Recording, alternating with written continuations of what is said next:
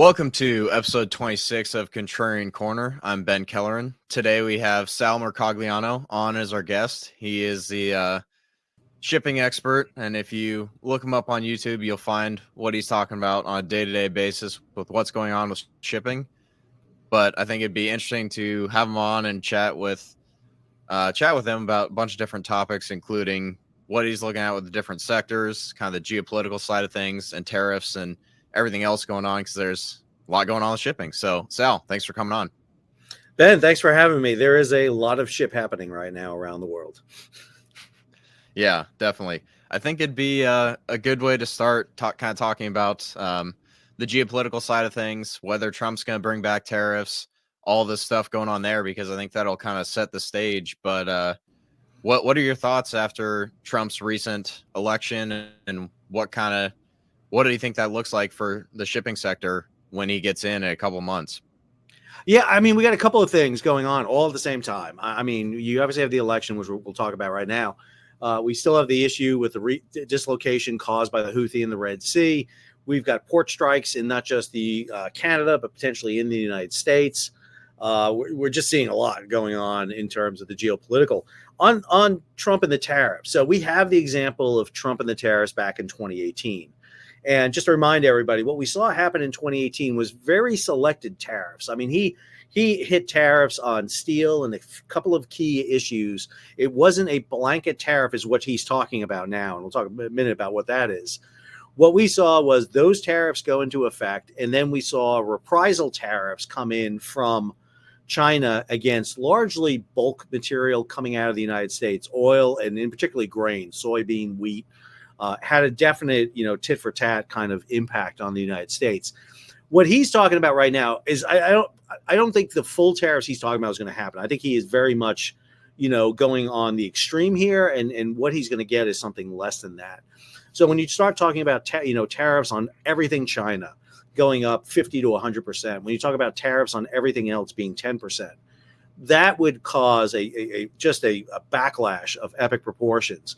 So one of the things that you're going to see right off the bat, now that we have the election done, is any commodity or any product that's going to be potentially hit with a tariff, you're going to see shippers want to front load that. That's exactly what we saw in 2018. Everybody moved their cargo up and tried to get as much as they can across before any tariff hits. So in 2018, we saw a big spike. We just saw that happen here in the United States with the potential dock strike back in October, where we saw record tonnage come in to the East and Gulf Coast and even West Coast ports in the months leading up to that. And, that's one of the big things we'll see, which means, okay, if you're going to see that, what does that mean? Well, that means we'll see upticks in stocks on those shippers that are doing that. We're going to see those commodities get a big, huge uptick because everyone's going to start buying them, moving them a lot faster to get them in before the tariffs hit. And again, it doesn't matter if the tariffs hit or not. It's the perception is going to cause that happening right now. And that's what we can see. If the tariffs do, assume full tariffs go in, Trump gets that done, then what you start seeing is downward spiral in terms of tonnage coming across. Remember, talk about tariffs, basic things. We're going to see, the cost come up. It's not the retail cost, it's the wholesale. It's what the people are buying it for. We're going to see those come up. They either have to pay for that tariff by chipping down their transportation cost, either getting cheaper ways to move it, different sources to move it, or coming in with less product. That's going to impact, obviously, in the U.S. So if we see the full tariffs come in, it's going to be the unintended consequences of the tariffs we're really going to have to watch. Does the grain market get impacted? Do we see soybeans go down? Do we see wheat go down? Does that impact stock for our major ags companies out there? Remember, one of the things you can do is, okay, you can retaliate against the U.S., but you got to have alternative sources for that. Right now, we're seeing dock strikes up in Canada. This is containers right now. It's not bulk, but we're seeing container strikes go on up in Canada. Do we get less grain coming out of Ukraine and Russia? Should something happen in the Black Sea? We've seen low water issues down on the Parana River in South America, which means do we get the winter grain coming out of South America like we normally do? We've got low water on the Mississippi right now. Are we getting low grain coming out of there? So, I mean, there's so many factors to be watching right now with this. And, one of the things I tell people who are thinking about investing and looking at this is you got to have a good handle on this. You got to understand all the factors. And like you said, there's so many pushing at it right now, Ben. Yeah, that's a good way to set the stage, just to kind of maybe make a point on tariffs. One of the things I've heard a couple people talking about is instead of just slapping like a 50 or 100% tariff on right away, as an example, those tariffs might get scaled in over time. So like you kind of ramp it up to, let's say it's maybe over 3 years. And so that gives people time to adjust instead of kind of just this one-time shock. Do you have any thoughts on what that structure might look like? Or if you think it's going to be kind of a all at once, like here we go, or you think they kind of scale in? I think watching what happened here in this election is, number one, you're seeing a much different Trump administration coming in than in 2016. That was a group that didn't know they were going to win. And, this is a group that's much different. They've been, Trump's run for president 3 times now. If you look at what he's doing in terms of the transition, a lot more appointees coming in. I think, then they also have the experience of tariffs both under the Trump administration. Let's not forget the Biden administration kept a lot of tariffs in place too. So, I think there's a lot of lessons that were learned from tariffs. And I kind of agree with you, Ben, on this, that I think what we're going to see is not the 100% shock to China, for example. I think we will see the graduated tariff come in, because right now there is popular support for tariffs, both in population, but also in Congress.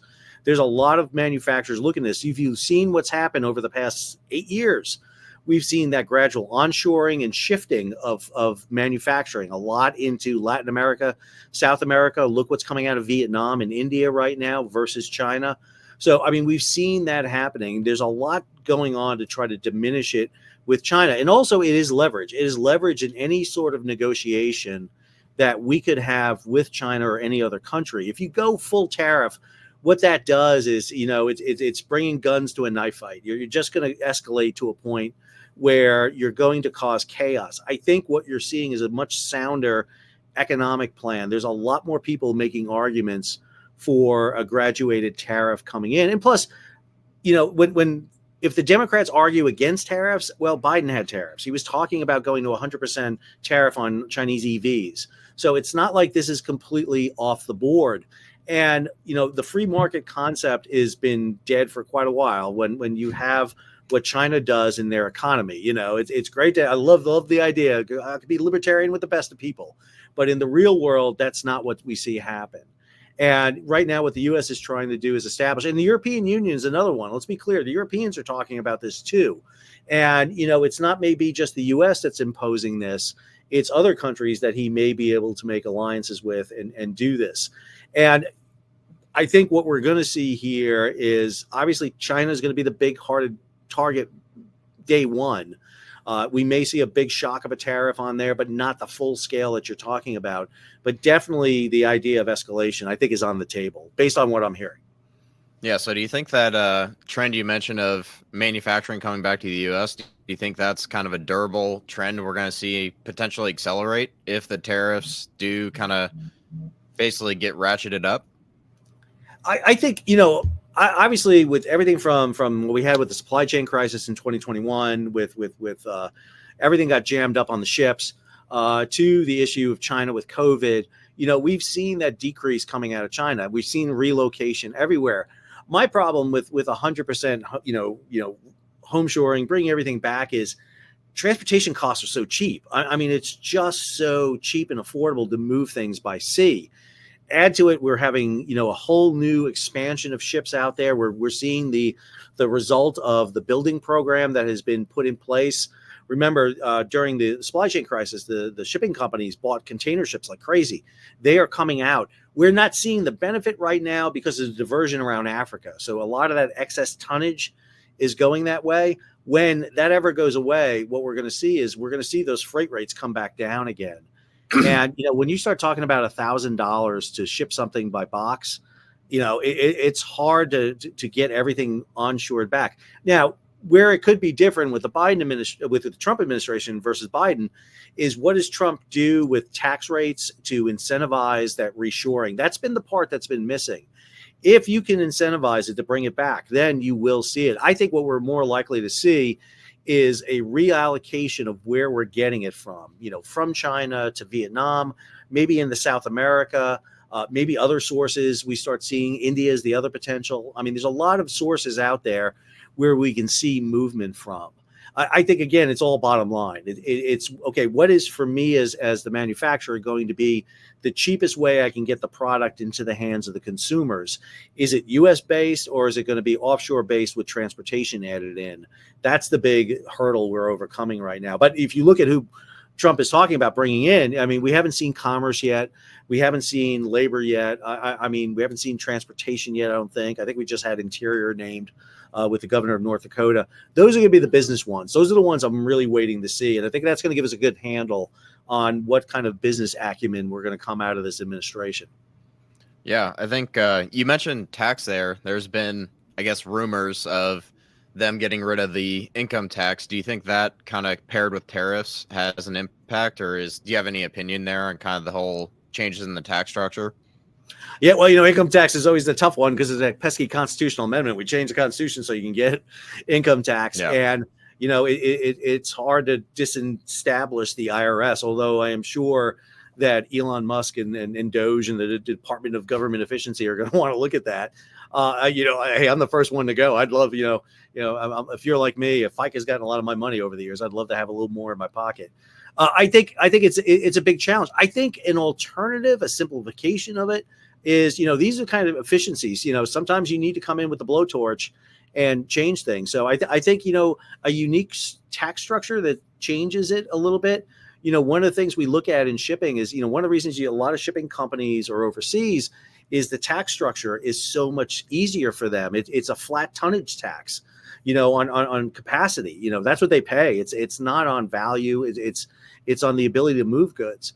And so, I think there's a lot of models out there that we can look at to reform it. I think everything's on the table right now. There's nothing, if Trump had come in and didn't have Congress with him, I would say you're not going to see a lot of change. But right now, with a Republican Senate, Republican House, and with a Supreme Court and a judiciary that's on his side, this is a very pro-market, pro-business environment. I don't think you're going to see it. And if you're going to see it, you're going to see it fast because he's got 2 years to do this. Yeah. I think, like you said, the red sweep definitely makes it interesting to see what he does kind of in the first 100 days, first couple of years of his term. But I think, and Ben, I just throw in one other thing real quick. If you look on the state side, I mean, look at the movement of corporations and businesses out of states right now, from, tax heavy states, very litigious states, to states that are more conducive to that. He's trying to do that on a national level. And I think that's going to be his model, the California to Texas model. That's going to be superimposing that on a national level. Yeah, no, I have a investment in California that's going through the regulatory circus right now. That's a separate deal. But I think that was a good kind of start and laying the framework for kind of what's going on currently with shipping and some of the stuff with the Trump administration. But I think it'd be a good place to transition to different sectors of kind of the whole shipping market, because obviously you have different, right? There's kind of overarching shipping, but then you have all these different companies that have basically single sector focus. Some they're diversified. I think we could, I guess, start with tankers, because that's one that interests me. But do you have any thoughts on the tanker market specifically with the transport of oil and other oil products? Well, I think the big one right now to watch coming out of the new administration is, do we see sanctions against Iran? Iran has been flooding the market right now, and that has been doing a lot. The Houthi attacks have seen this creation of this new route around Africa. You throw in the Russia-Ukraine war with Russia surging oil out onto the marketplace. And what we're seeing is really the allocation of tankers. So, if you look macro at the market right now, what we have is a finite number of tankers out there. People aren't building tankers in large numbers. The fleet's getting older, and tankers are sailing longer distances. And what that means is, if there is a shrinkage of supply, there is less capacity out there to move it. So, if you're going from moving 4,500, a ton for, every ton moving 4,500 miles, and now you're moving 5,500 miles on a ton, that's going to put your capacity under constraint. And obviously the area that's probably the most volatile is going to be the clean product. It's going to be the refined fuels. It's diesel, aviation fuel. That's the market that we're seeing. Because of the Russian export under the price cap, they're dumping crude oil out onto the marketplace. And we're seeing massive amounts of refineries in India, in Southeast Asia, and China refining that. That's being transported back. And because of the escalation of attacks by the Houthi on shipping, we're seeing that have to go the long way around, which means that clean product tanker stocks are probably on the perspective. Now, I know guys who invest in tankers, and what I've been hearing for a decade is, oh, tankers are about to pop. They're about to pop. It's the endless thing that tankers are getting ready to go. But I got to say, if you get Iranian sanctions and you continue the diversions around and the Houthis escalate their attacks, especially with the realization now that the Russians are providing targeting data and to this, this is a good formula for tankers right now. I'm very big in tankers. I got to say, I do think tankers is the one area that I've looked at probably the most right now that I feel the most bullish in is in the tanker sector. And I've seen the best growth in it over the past 3 years is in this sector. And I kind of diversify myself across on this with it. Obviously, tankers have taken hits all the time here. I mean, it's definitely been, up and down with them, but right now what we're seeing is I'm going to be interested. I think they're going to see some more sanctions against Iran because they're the underlying issue for a lot of the problems that we're seeing in the Middle East. So if that happens, definitely see the movement. And then, let's be clear. If OPEC decides to flood the market with oil, that's always has the potential to create the disruption. If we see it, we think we're going to be very bullish on U.S. oil exports. I think Trump is going to be big. I mean, drill, baby, drill is a great saying, but just look at the numbers. I mean, from 2016 forward, we've gone from exporting 500 million barrels a day up to over 4 billion barrels a day. LNG has followed that same route from 2016 forward. One of the things I'm hoping to see come out of this administration is to clear the backlog on permits for LNG export facilities in the U.S. So we have more export capacity coming out of the U.S. That puts us, obviously, what we're seeing is a big movement of LNG over to Europe. There's going to be a push in Europe to get them off Russian natural gas. They're still getting a lot of natural gas from Russia, either liquefied coming in or through some of the pipelines. I think there's going to be a big move to get them off that. And then that means we see more oil, more gas going to Europe, which means and that's a good market for the U.S. because we cycle it very fast. Most of it used to be going to Asia, but we're seeing less going to China right now. And the issue with the Panama Canal, for everyone who doesn't know, we had low water in the Panama Canal for a year. That cut the transits down by 2/3. Liquefied natural gas tankers are really at the bottom of that list to get on there because they show up. They don't really book passage. They have to wait to get the order filled, fill up, show up at the canal. And they're either at the bottom of the list waiting to get through, or they got to pay a premium, $1 million or $2 million to buy a passage through the canal. That's gone away now, but it's still a big problem for them to get through the canal on a routine basis. Interesting. Do you have any thoughts on how a potential resolution to what's going on in Ukraine could have an impact? Because if you have basically some sort of ceasefire or settlement agreement, whatever you want to call it, where the Russians are able to basically, instead of sending energy to Southeast Asia for it to be refined and then sent back, if they're able to send it directly to Europe, do you think that has an impact on tankers?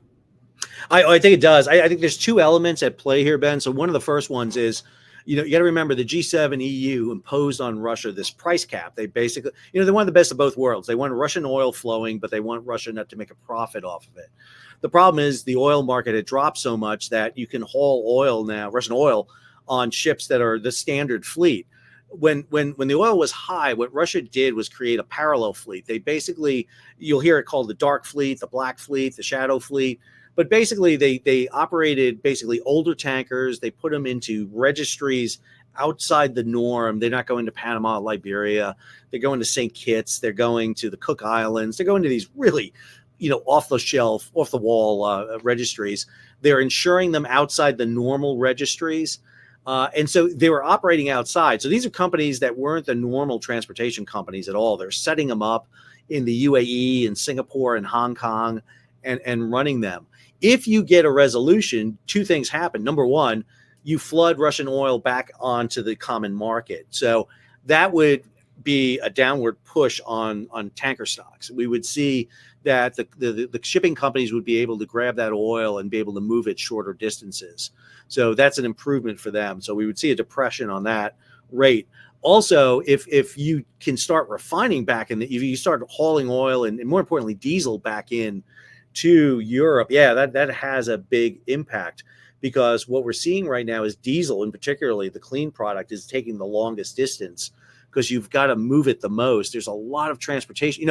When you were moving crude into Eastern Europe, refining it, turning into diesel, it's a very short distance. So now it's going pretty long distance. And it's just the Russians are flooding the market with. That's why we see diesel being so low right now. It's just they're shipping it back into Europe and selling it. When you initially had the initial events in Europe, what oil speculators were doing, what the oil companies were doing, was pulling diesel out of New England, basically out of the colonial pipeline, out of New England, and shipping it across because they got more money for it. And so they would do short hauls across the Atlantic, dump it into the European market. And it's why you saw up in New England spikes in diesel costs all the time, because they were pulling that oil out. The biggest variable here is that I don't know what Trump is going to do about Russia, Ukraine. He doesn't seem to want to support Ukraine. He seems to be very much want a resolution. You've already heard the idea being floated of a ceasefire in place with European Union and British forces patrolling that. That means Russian oil will potentially flood back out into the marketplace. That's a definite thing to be looking out for. Interesting. The other two sectors that I kind of am paying attention to are dry bulk and containers, but I think it'd be good to shift to containers in particular, because that seems to be seems like it's been a wild ride over the last several years with some of the bottlenecks there. But if you want to give us an update on what's going on with the container sector, that'd be great. So I mean, the trials and tribulations of Zim, right? It's yeah. If you bought Zim on day one, today you're happy. You're a happy guy. You're sitting there, great.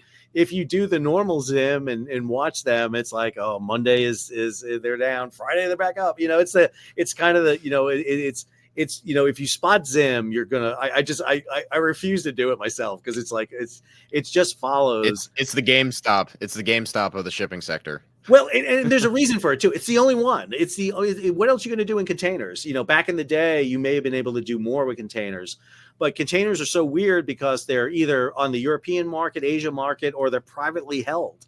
So there's not a lot to do. And even back when we had, the leasing companies and the ship leasing firms, which are still there. I mean, still got some of them out there that you can do. Containers are really interesting, because eventually we're going to see the containers drop, because what's going to happen here is once the conflict in the Red Sea stops, the music stops, and we're going to be with too many container ships. And that means that the operators are going to have to purge them. Ideally, what we would love them to do is run them up on a beach in Bangladesh and get scrapped. But that's not what's going to happen. What's going to happen is you're going to get some startups come in, some smaller companies are going to buy up tonnage at bottom prices and go into some routes and try to get in. The problem you have is another thing, and this is really the big one that's about to happen, is in February, the new alliances go into place. So 10 companies control 85% of all the container capacity out there. They're in three big alliances, the 2M, the Alliance, and the Ocean Alliance. Well, that's all about to change. The 2M broke up. Maersk and MSC went their own separate way. MSC is now a standalone behemoth that's privately owned. Maersk is getting into an agreement with Hauppauge. So for European stock market, this is great. You get the Gemini cooperation. They're about to go into service.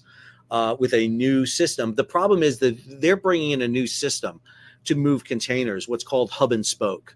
So if you fly on airlines, you know about hub and spoke. You fly into a hub and then you transfer to the plane that's going to get you. Everybody gets off the plane. Everybody gets on a new plane.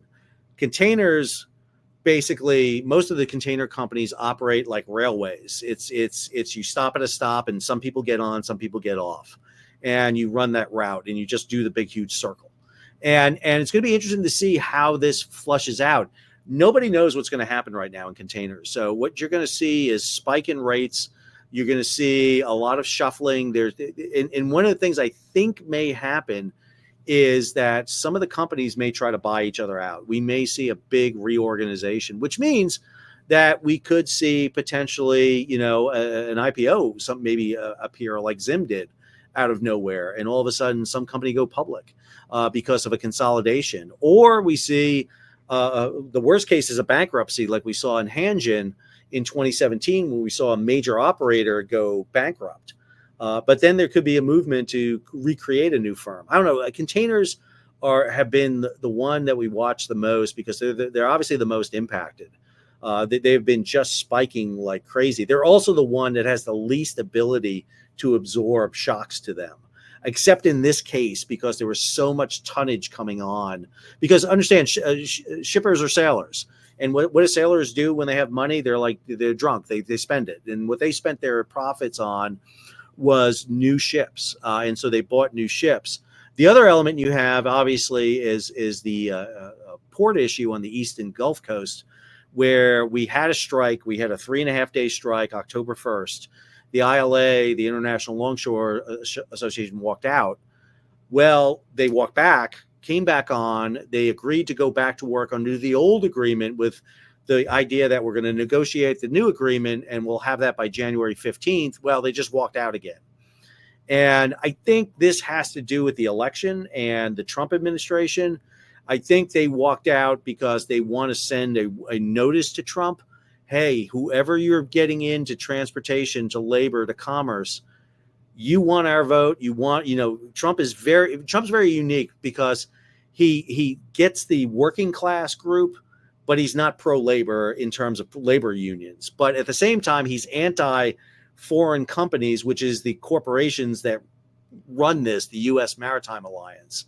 So I don't know how this fares out. It's going to be a really interesting watch. But for containers right now, it is definitely been, whether you're following Zim, you're following, Customar, and, what's the other one that does the leasing? Popped out of my head. It'll come to me in a second. Whether you're following Matson, on the West Coast, it's been good. It's been good for them. It definitely have been profitable following. It's just definitely an inflection point right now we're coming to.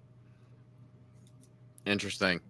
Yeah, there's definitely a lot of different moving pieces with shipping that I didn't really appreciate until I started taking a closer look. I don't know, 3 or 4 months ago. Yeah, I was big in for a long time in the container leases, Triton and a few of those, but they got bought out, and those were really good ones for a long time. There's not for me enough pieces to play in containers right now. It's one of the things, and you really get stuck in the Zim, and just a few companies out there. This kind of brings me to Navios and dry bulk, which is kind of the reason I've been asking about these sectors, but they basically have the tankers and the containers segments contracted out, and the dry bulk is pretty much wide open. And that's where I think it's a pretty interesting place to be if you look at the order book and some of the other things we'll get into. But do you have any opinions on the dry bulk market in general? I was fan forever of Eagle. I was one of those dry bulk. I love some of those stocks for a long time. I cleared myself out of dry bulk a while ago because I had been focusing on tankers more than anything else. I think dry bulk's in a really interesting position right now. I mean, obviously, there's a lot going on. Again, go back to the issue of the Red Sea. This is elongating freight routes, which means that if you have finite amount of bulk carriers, which we do have, then that means you're seeing, ships being used more often. There's a lot of availability out there for bulk. Obviously, one of the big things we've been watching is China store up like crazy. I mean, just the insatious manner of China has just been consuming, ore and grain like crazy. And so that's been a big, push up on the bulkers for a long time. The Red Sea was really interesting because bulkers weren't affected by the Red Sea. One of the things that impacts the Red Sea is the value of your ship and cargo. So container ships, car carriers, LNG carriers, high value ships and cargo are what's impacted because you have to pay for what's called war risk insurance. Bulk carriers, even a huge size bulk carrier is maybe $40-50 million. And in terms of a war risk insurance, it's not enough. So they're coming through the Red Sea. They're taking the chances. And we've seen some get hit come through. It's not deterring them. They're still coming through. And so that means that the bulk carriers aren't suffering the elongated voyages that some of these other sectors are, the clean tanker products, the containers, the car carriers. They're not suffering that. It obviously is bulk is always the precursor for me for what's going on with the economy. When you start seeing the bulk industry go down, that tells me people aren't buying as much. That means this is going to be the precursor for a lot of what's happening. Obviously, if you're dealing with the grain sector on bulk, you need to be watching the droughts. You need to be watching those markets. You need to be looking at the ag reports coming out from USDA. What's happening here? There's a big fear that the retaliatory tariffs will be against grain, which means that bulk coming out of the west coast of the United States, the bulk coming out of the Gulf Coast of the United States will be impacted by that a lot. That's where we tend to see it. Soybeans are the big ones that go to China. That when we saw that drop in 2018, it led to bailouts. I mean, you had the farm bailout that had to be done immediately afterwards to offset the loss of product then. So I'm not watching in bulk as much right now because, again, the area I think is for me is tankers more than anything else. But bulk was always a good one for a long time. Navios and Eagle for me were two of the big ones. Yeah, my buddy who's also invested in Navios said I had to ask about bauxite and the significant growth potential there. So do you have any thoughts on any of the specific bulk commodities that are potential growth drivers over the next several years? Yeah, I think bauxite's really interesting. We were talking just before this about the development in Africa and really looking at that bauxite trade. When you look at it, man, it is just funneling out of West Africa over to China, and you just see that amount of material coming in. Africa's been obviously huge in development in West Africa. They've been into big port development there and facilities to get the bauxite out. So that's a pretty steady flow right there. It's an interesting flow because it's not really dependent on anything. It's not going to be pinched or shipped, cut out unless there's a flare up in the South China Sea. That's an area to watch. If you're watching shipping stocks, watch the South China Sea, those confrontations that happen between China and the Philippines in particularly. Understand what that happens is if there's a blow up in that just sends shipping a long way around. And that will blow up the market real quick because then you're going from a ship that can do maybe 4 runs a year to 2, and all of a sudden that gets to be a real big problem. Yeah, I think bauxite is massive. Right now the Chinese are just now cracking open a new megaport on the west coast of South America. I think that's another one that we're seeing. That's going to be containers, but it's also going to be ore coming out of west coast of Africa. It's routing around the southern tip of South America. The Chinese are investing. I think we're going to see another development on Brazil side too. For that, if you look at those ore shipments coming out of the river, Rio de Plata River down in that region, it's going to be big. I'm not watching bauxite enough. I agree with your friend. I think that's an area to watch with a lot more interest. I think that's the development area that we're seeing. The tonnage is just unbelievable coming out. Yeah, I think that's one of the reasons I find some of the stuff in the shipping sector interesting, and part of it is they're also very cheap. But one of the parallels to another sector that interests me is offshore oil services and some of the stuff you see with the shipyards and the order books there.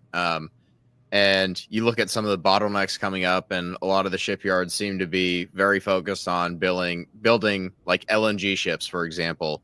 Do you have any thoughts there on the kind of shipyards and the backlog for what they're building, and any sectors that like containers a couple years ago. They were building a bunch of those. Like, what's kind of the current state of the order books for most shipyards look like? Well, I think talk about offshore for just a second, real quick. If you look at companies like Tidewater, for example, man, they had a boom right there. I mean, getting in them offshore vessels. We saw the same cyclical advance when we did offshore drilling. I mean, when you go back and look in 1990s, you saw that boom all of a sudden take place with the offshore vessels. And that's what you see with Tidewater, for example, right now. That's been one I've been watching quite a bit. It's really kind of kicked back up there. Offshore wind is really dicey. I worry that it doesn't have the same legs as offshore drilling because there's so many problems associated with offshore wind. The regulations are really tough.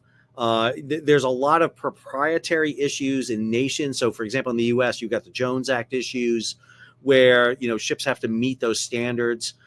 There's a shortage in the number of offshore vessels. So that's why you see the books are so full of offshore vessels right now. But these are really expensive vessels because they got to be jackups. They got to be able to put the posts in, put the fans on. They're really, offshore vessels for oil platforms were a lot easier, I would argue, than what you're seeing here. So the upfront costs, the unit costs are much more expensive. And so there's not as much jump in on that.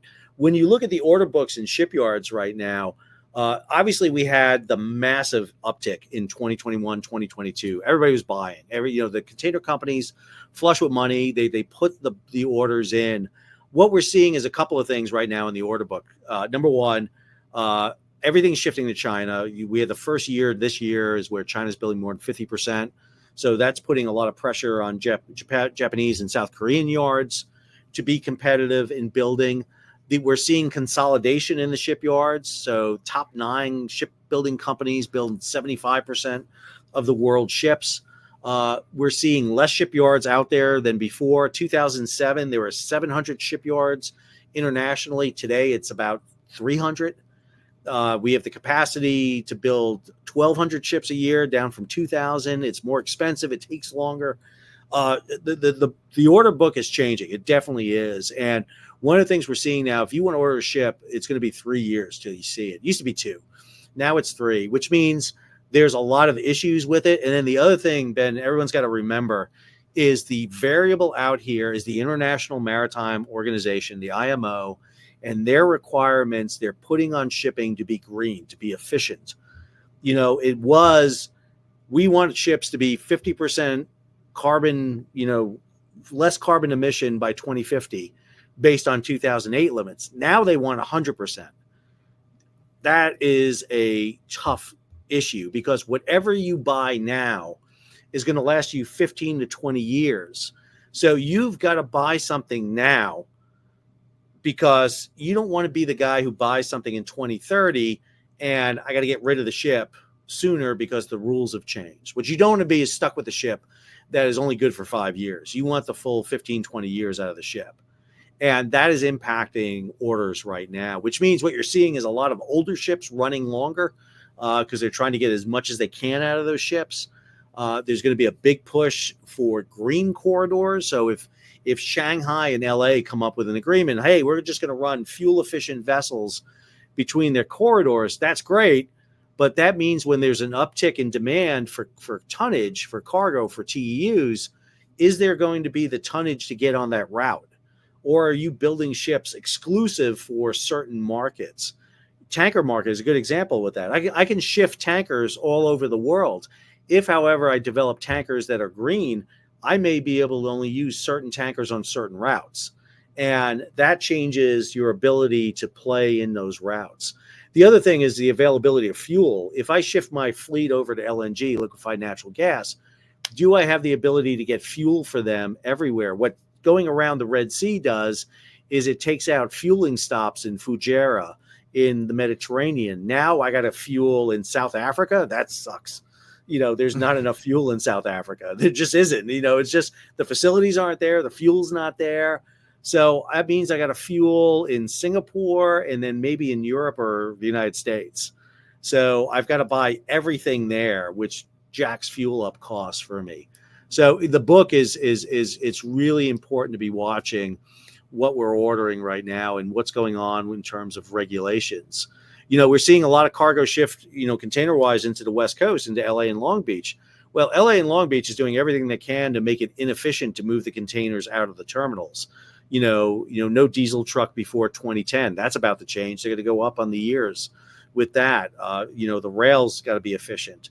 Warehousing, personnel, costs, all of that drives it back. We're shifting cargo to the West Coast, but is it going to pendulate once they get the East Coast ILA strike figured out? Does it pendulate back to the East Coast? Yeah, interesting. Do you have a kind of read on any of the specific like subsectors? Like I remember looking at like the order book for like dry bulk in particular. It looks pretty interesting with like basically the building boom that happened in like 2007, 2008. A lot of those are potentially going to get scrapped by the end of the decade. But do you have any thoughts there on what the order book looks like for tankers and dry bulk in particular? We're starting to see an uptick in tankers. That's the area we're seeing it right now. So tankers are getting that because we're getting a little bit of money into the tanker hands. So you're definitely seeing that. So we're seeing that order book. Obviously, LNG is the big one. I mean, that is the one that everybody is ordering from. And you got some really unique LNG orders because the Russians are ordering like crazy because they see their Arctic fields as dependent. So they've got to get the LNG out of there. So you're seeing that. You're seeing ice strengthened LNGs coming out. That whole northern Arctic route is being discussed. So LNG and China's building LNG carriers now. So that's causing it's creating competition with the Koreans on that. So that's definitely going to be out there. I think the bulk one is probably the next one. The problem with bulk is you can run them till they fall apart. There's not a lot to a bulk carrier. I mean, it's a steel box. So, as long as your engine is efficient and you're meeting your issues, one of the problems we're seeing across all sectors, let's be clear, is ships are slowing down. They're slowing down their speed because of the efficiency and the measurement of carbon emissions. The way you beat that is slow your ships down, which is fine when you have enough tonnage for that. But if you don't, you got to speed up. And if you speed up, you're going to Europe, you're paying carbon tax. You're also getting what's called a scorecard, a CII scorecard, which is giving you a letter grade. And what you don't want to be is on the low end of that letter grade, because if you get dinged enough, you get enough Fs, you're going to get thrown out. You're not going to be able to operate anymore. So we're about to be in a period where we're going to have a lot of low performers. Basically, my high school career, report card is going to show up. And what we're going to see is people are going to, run these ships for as good as they can, which is good. My fear is kind of the same I talked about before is, do we see the scrapping? That's the big variable. We just don't know. If you look at the order book and then look at the scrapping, it's not nearly as enough. The only place we saw scrapping take place was in the passenger liners. Passenger liners scrapped their fleet. They had to get rid of some of their assets, and they did because of the dry up. But now, if you look at them, RCL is through the roof. I mean, 233 stock, man. If you bought them when they bottomed out, back in COVID, I mean, it was $23 a share. Just amazing. But they're the hardest to figure out cruise ships because they don't meet the normal figures for demands, and they have a lot of debt on them now, especially Norwegian and Carnival. Interesting. Yeah, one of the things about the shipyards too, I've heard a couple of people talking about a couple of those that are pretty interesting. But like you said, the shipyard capacity has come down a lot over the last decade.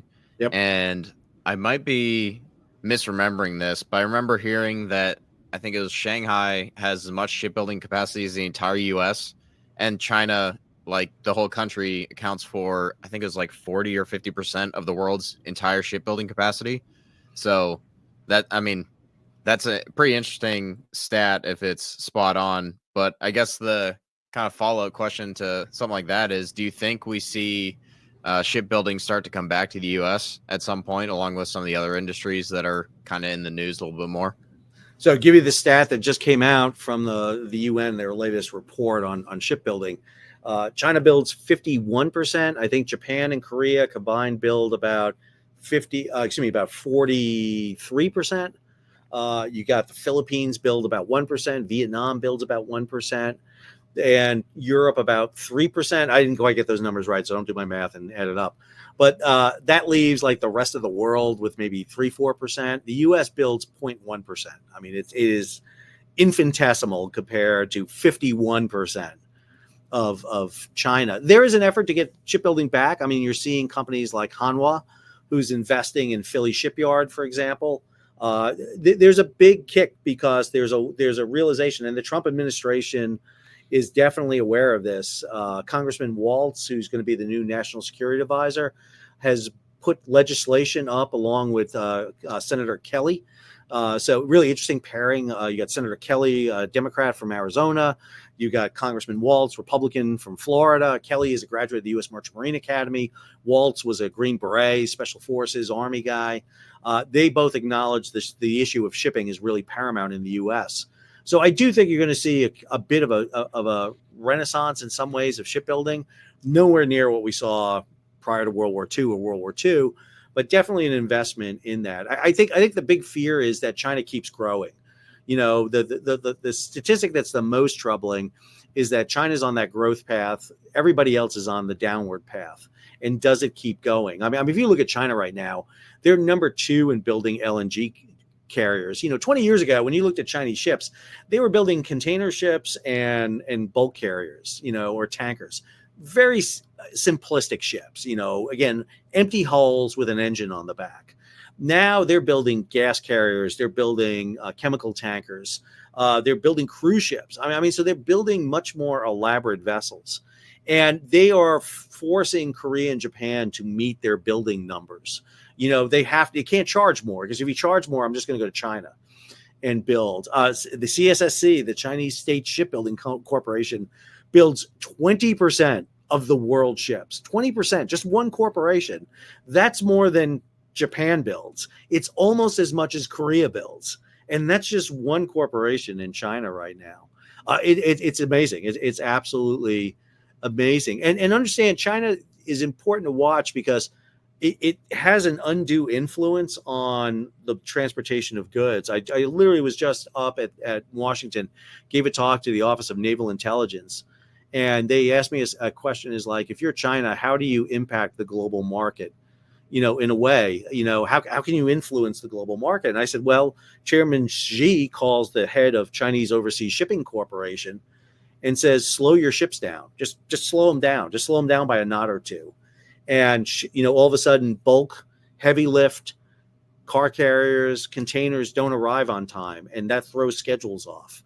And it just causes disruption on a global scale. That's the danger scenario right there. Sorry, went a little dark there. Didn't mean Interesting. That would definitely be a fly in the ointment for anyone running a just-in-time inventory system for sure. But and you know, that's the thing we keep seeing is like, you know, we don't get away from just in time. A lot of just in time isn't just because of it's financially conducive to us. Hey, I don't want to have a warehouse full of crap. I want to have the things on the shelf. Some of us run just in time because, hey, the piece I need isn't being manufactured till right now. I have to send it on that. And understand, there's not a lot of slack in the movement right now. Air freight is at a premium. Jet fuel is at a premium too. I mean, that's one of the interesting things. Every time air freight goes up, jet fuel goes up. And you see that. I mean, look at the movement of goods by rail across Asia right now. It's at capacity. I mean, they're moving goods. I had a freight forwarder talk to me and said, I am putting goods on a truck in Beijing and driving it to Berlin. It's taking me 18 days to drive it transcontinental across there. But you know what? It arrives in 18 days. I know it's going to show up within a day or two. I got that. I'm not 100% sure it's going to show up in a terminal if I put it on a boat, because there's so much issues with congestion in Singapore. There's delivery dates and issues with moving cargo right now. Interesting. Yeah, the trucking sector is interesting because the family business I got roped into recently is in basically regional trucking carriers. So maybe we'll get into that if we have time. But one of the last questions I had was on LNG, because that's everyone's talking about the growth of that and natural gas, and it's going to basically lead to an explosion in natural gas demand here in the U.S. because we'll be exporting so much. But one of the kind of big picture questions I have on LNG is, like how viable is that long term if you're sending and exporting natural gas to Europe, for example? But how does natural gas or LNG from the U.S. compete with pipeline gas from Russia, for example? I'm going to say what I say all the time. Pipeline gas trumps LNG all the time. I mean, you lose part of the cargo when you liquefy it. The cost to liquefy it and then deliquefy it to, is you just lose money. If Russia's pipelines open, if you open the gas pipelines, if the Turkey pipeline through the Black Sea is open, if the Ukrainian pipeline's open, Nord Stream comes back online, then you don't. If the Norwegians can get their pipelines flowing out of the North Sea, you don't. It's always flexible. But the thing about LNG is, again, remember where the market is. It is Europe, but it's also Asia. I mean, prior to what happened with Russia, Ukraine, who were we exporting LNG to? It was South Korea. It was Japan. It was China, and then it was Spain, and so it was the Asia market more than anything else. The problem is that what has happened is because of the Red Sea and because of Russia, Ukraine, you've seen those supply lines change. So now American LNG goes to Europe, largely still going to Asia, but largely to Europe. But whereas Qatar and Australian LNG is going up into Asia a lot more. I understand China doesn't like to be 100% dependent on any one source. They want diversification. They're not crazy about getting the bulk of their LNG, even from two sources. They much rather have three. They like getting American LNG. Understand, they sold a lot of their LNG on the open market to Europe when Russia invaded Ukraine. They just put it up for sale and sold it. They made a lot of money doing that because they can move that LNG over there. But they want that flexibility. The question is, LNG production and consumption is going up. I mean, it's going to keep going up. If it's not into Europe, it'll be somewhere else. If Europe starts taking in natural gas, all those FLNG, all those basically the ships that they build that transition liquefied to natural gas, those got to go somewhere. And what you'll see is they'll move to other places to put natural gas ashore. Maybe it's South America, maybe it's Africa, maybe it's India, maybe it's South Asia. You'll see them move, and so the demand for natural gas will shift. Because it is clean, it is much more efficient. It's better than coal. If you look at the statistics for oil and coal has gone up. Demand for coal has gone up. Oil's kind of plateaued. We're kind of holding steady, but natural gas has definitely gone up. So yeah, I think the Russia-Ukraine issue is obviously the big one. But let's not forget, 3 of the 4 Nord Stream pipelines are damaged. They haven't been fixed. So we still see natural gas flowing into Europe via the pipelines and by liquefied natural gas to some measures. But if the full openness happens again with Russia, but again, does Trump allow that to happen? The biggest issue that Trump said back in 2016 is that Europe has got to get off Russian gas. They have to do it. They tried to beat them over the head and they wouldn't do it. It literally took the Russian invasion of Ukraine to get them to get off the gas. And then they scrambled, and they were fortunate to have a warm winter where energy demands wasn't as high as it could have been. Yeah. Well, you see kind of the feed-through effects of what's going on with Germany's economy right now with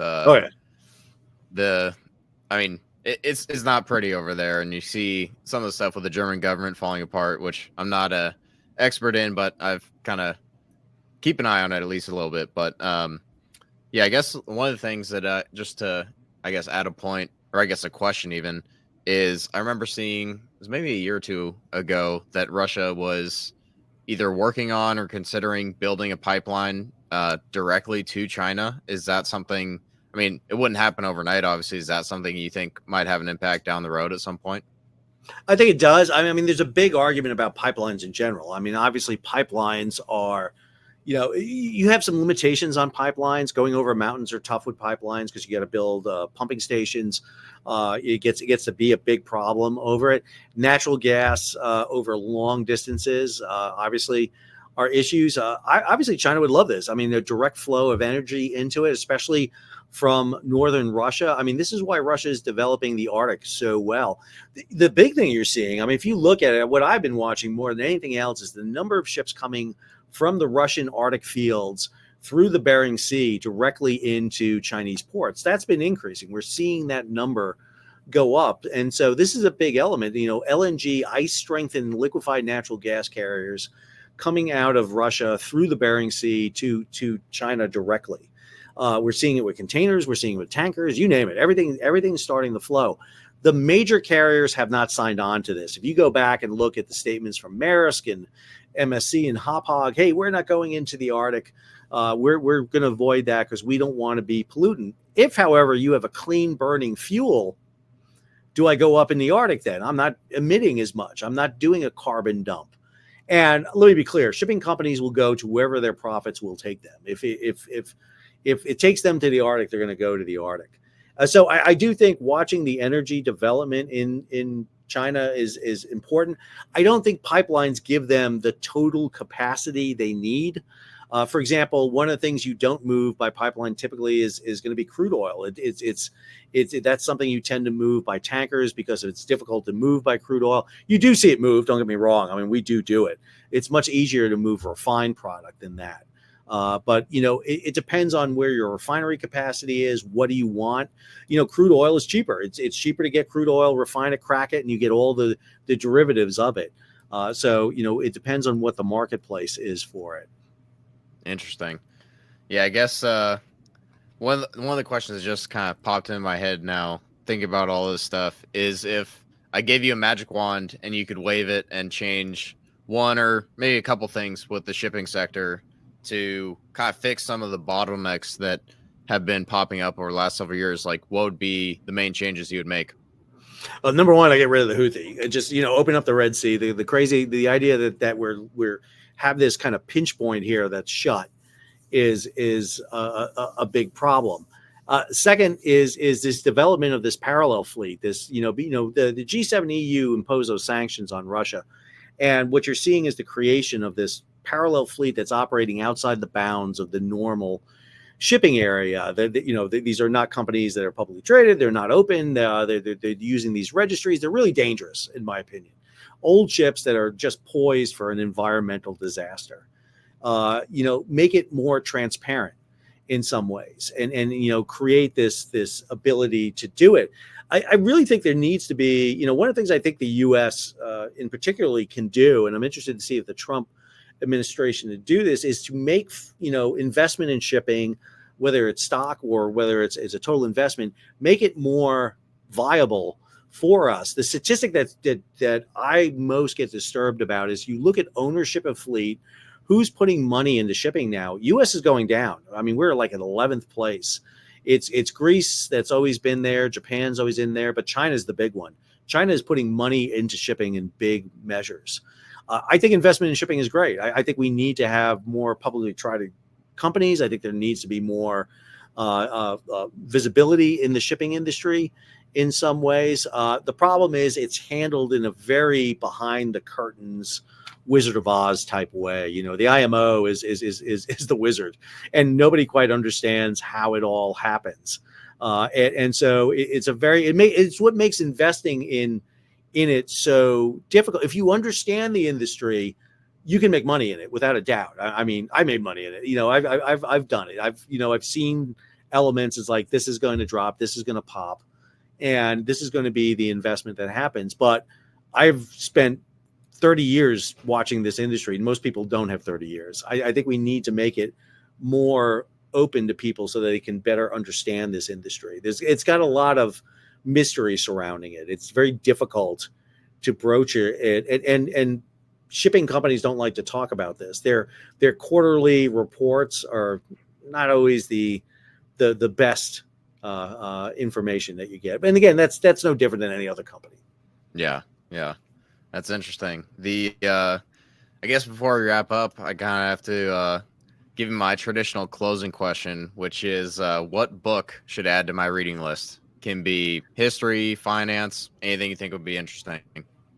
So, I mean, for me, one of the best books written is a book by Martin Stopford. Martin Stopford wrote Maritime. What's it called? I'm going to remember the name here real quick. I got a couple of names in my head here of books. Maritime Economics. Maritime Economics. The last version came out in 2007. That is the Bible of shipping. If you are dealing with shipping and you don't have a copy of Martin Stopford's third edition of, you can get the PDF, you can download it. It's online free. You can get it. It's a Chinese source, but you can download it. You can get it.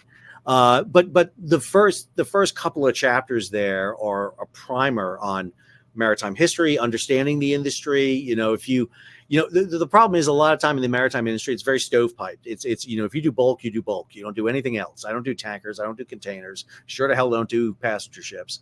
I'm going to do this. Stopford really understands it. He gives you the big narrative. He talks about cycles in the maritime industry really well.